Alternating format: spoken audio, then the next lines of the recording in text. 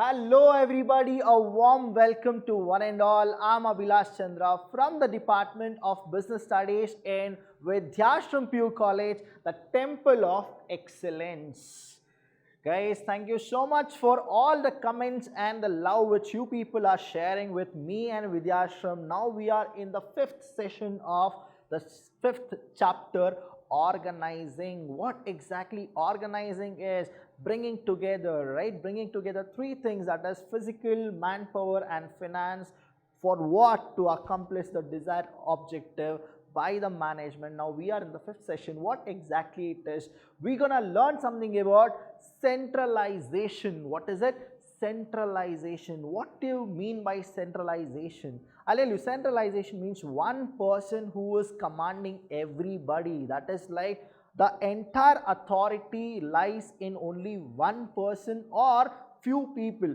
Then what will happen is there is a concentration of power. That is what centralization is. It is also a boon as well as a bane, because you need to know that when it is centralization and the management is running through centralization, what happens is whatever he feels, he will do it, and people need to actually only go with whatever he says. That is what centralization is. It's a 1-mark question, and the question will be, what is centralization? Then you are supposed to go with this. Centralization means what happens? An organization is centralized. An organization is centralized when decision making, who will take the decision? Decision will be taken by one person. Decision making authority is retained by higher management level. Who are that higher management level? That is the top level. That means the decision is to be taken only by the top level. Whatever happens even in the supervisory level, the decision should be taken by whom? That decision should be taken by the higher management. So what it will be? It will be like centralized. And here they say that complete centralization would imply concentration. Please understand what it is. One person or few people are taking the entire decision. That means everything, that is a concentration, will only go with what? The top level management of all decision making functions at the apex. Apex means that is supremo. That is what is called apex of the management hierarchy. Now you need to know this. That is what it is, the top level, middle level and the supervisory level. Now here this person is what? He is the apex. That means everything, the authority lies with him, and people need to only go with what? Responsibility. They need to go only with what? Responsibility. That is what is called centralization. Everybody are responsible, but the authority lies only with this particular person. That is what it says. Now you have top level, middle level and supervisory level. Even here the decision making should happen, means the top level should only do it. It is not that the middle level will tell the supervisory level. That means the entire thing is concentrated here. This is called centralization. So what is centralization? Centralization means the authority lies with one person or few people. Then what will happen? There will be a concentration for what? For the decision making function. That is called centralization. So we'll go with the next one, that is decentralization. What is decentralization? Decentralization means it's a totally opposite of centralization. What is centralization? Authority lies in one or few. But decentralization means the authority as well as the responsibility lies in all the levels of hierarchy. That means top level also, middle level also, and then supervisory level also. That means here decentralization is what? Distribution of authority and responsibility. That is called as decentralization. Students, you will get this question in part A as well as in part B. That means 1 mark as well as in the 2 mark. What you are supposed to do? If you get this for 1 mark, one of the meaning if you write, you will get 1 mark. If you get for 2 marks, 2 of the meanings you are supposed to write, then you will get 2 marks. What exactly decentralization is? Decentralization explains the manner in which decision making responsibilities are divided. I told you it is what? Distributed. So it is divided. Among whom? Among hierarchical levels. I told you top, middle, supervisory. Everywhere the distribution of decision making is taken place. That is called as decentralization. Now one more is that refers to delegation. In the last session, you have actually observed what is delegation. What is delegation? Delegation means transferring. What is it? Transferring authority from one person to another person. Now, who's that one person? From the superior, it will actually go to the subordinate. That is what is called delegation. Here also the same thing. Decentralization refers to delegation of authority. Please understand the word. Authority is delegated throughout all the level of the organization. I told you top, middle, supervisory level, all the level, this decentralization happened. That means distribution of authority and responsibility. That is called decentralization. Moving on, we have importance of decentralization. What are the importance of decentralization? Please understand, when one person is giving he has all the authority and he is giving people the responsibility, what happens is concentration is more. He need to think about all the levels of management, right? But whereas in decentralization, what is there happening? The thing is, it is decentralized, distribution is done. So what will happen? Specialization that person will get. Whoever are giving the authority and the responsibility, they'll have what? Specialization.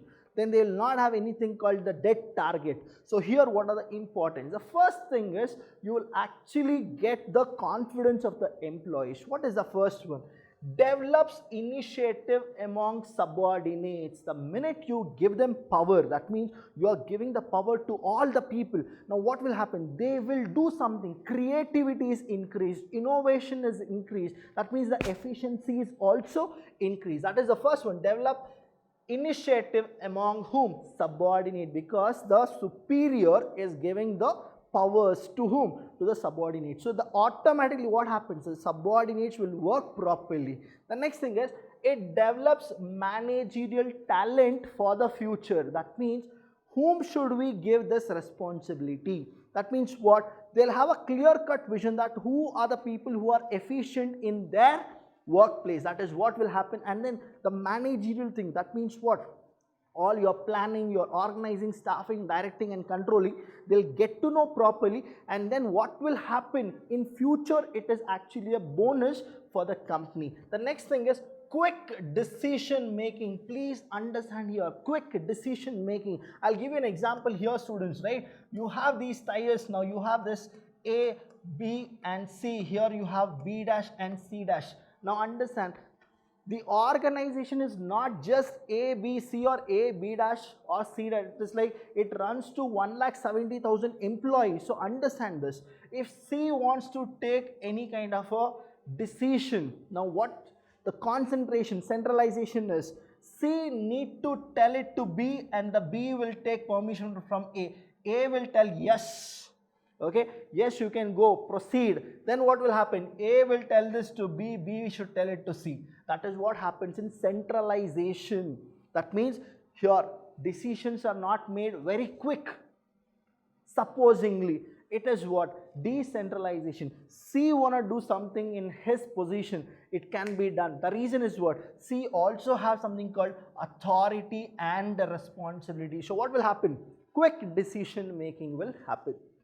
The next thing is relief to top management. Don't you feel that the minute the quick decisions are being taken, C will not report anything to B, nor B will report to A. That means what? There is a relief to the top management. That is what happens. Next is facilitates growth.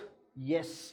Opportunity here is grabbed by whom? C. The minute the opportunity is grabbed by C, what will happen? It will facilitate a growth for whom? For our C. That is what happens when it comes to decentralization. But just turn around and just check.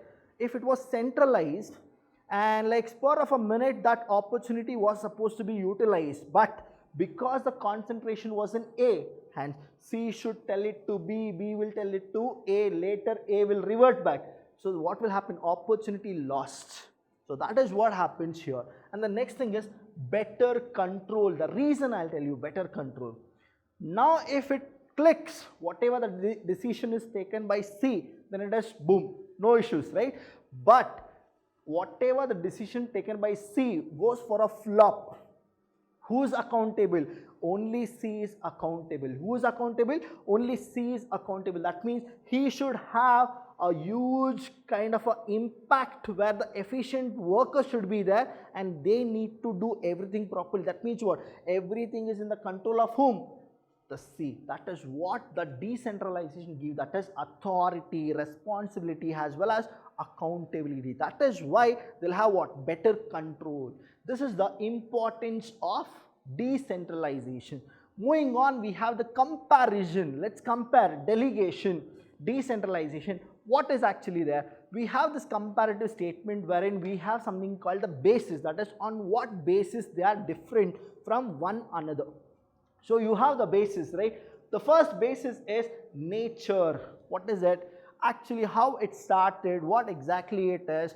You will understand more about the nature, why, the significance, importance, all those things you will learn here.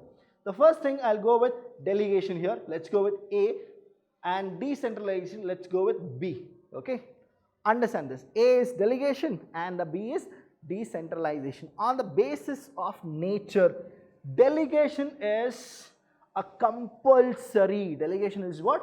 Is a compulsory act. Why? Understand. Delegation means what? Transferring of authority from the superior to the subordinate. So it is compulsory act because the superior cannot do all the work alone. Here, because no individual can perform all tasks on his own. You got it? That is what the reason is. Now here let's go with decentralization. What is the nature? Decentralization is a optional policy. Understand this. Decentralization is not compulsory. It is what? Optional policy. Because see, many of the people who have started their company, they don't want to give the entire authority or even a part of authority to anybody who is just an employee. So understand this. Delegation should happen, but decentralization is just an optional policy. It is done at the discretion of the top management. Only when the top management feels that we need to go for it, when they get to know that yes, we do have people who can take up challenges and they can get the authority, only then they're gonna give. So here what it is? Compulsory. Here what it is? Optional. The second thing is freedom of action. Freedom. Understand, the minute the freedom is there, delegation, decentralization, where the freedom is there. Delegation, more control by superiors. Who will control? More control is by superiors because they are transferring only what? The authority, but the responsibility is with the subordinate. The responsibility as well as the accountability is also with the subordinate. So, more control by superiors. So, please underline this one. Hence, less freedom to take own decisions. That means what? The subordinates will not take their own decision. Whatever is their responsibility, accountability is too much for the subordinates. Here when it comes, right? Less control. What happens in decentralization? Once the decentralization is given, less control over executive. That means top level management. I told you in the previous thing, right? That is A, B, C, A, B dash and C dash, where whatever the C will happen, right? That is what it is. Less control. What is it? Less control. Here it is total control is there. Here less control. Of what exactly? Freedom of action. It is less comparatively to the delegation. Next thing is status. Status means what exactly it is and where it represents themselves, right? It is a process. Please understand. Process. That is why it is compulsory. It's a process followed to share task. That means everything cannot be done by one person. So what the other person will do? He will actually share. So that what happens, it is like continuous process. From one person it goes to the next one. That is what it is. But whereas decentralization, what happens is, it is the result. It is not a process. What is it? It is a result. Result of the policy decision, whatever the decision taken by the top management. Policy decision of the top management. That is what happens in decentralization. Here it is a process, but here it is called a result. The next one is scope, where all delegation can happen, where all decentralization can happen. Understand, delegation can happen everywhere because it is a compulsory act.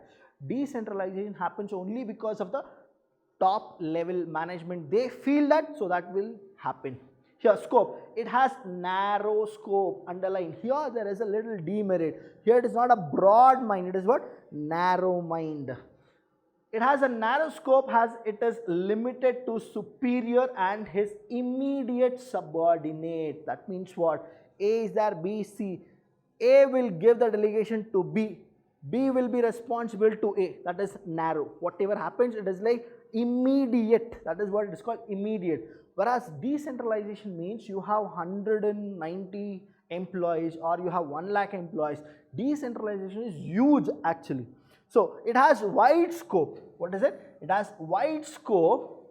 The reason I'll tell you here what happens is, it has a wide scope. It implies extension of delegation, because decentralization from 1 to 2, it is not like that. It is from 1 to many. That is why it has wide scope.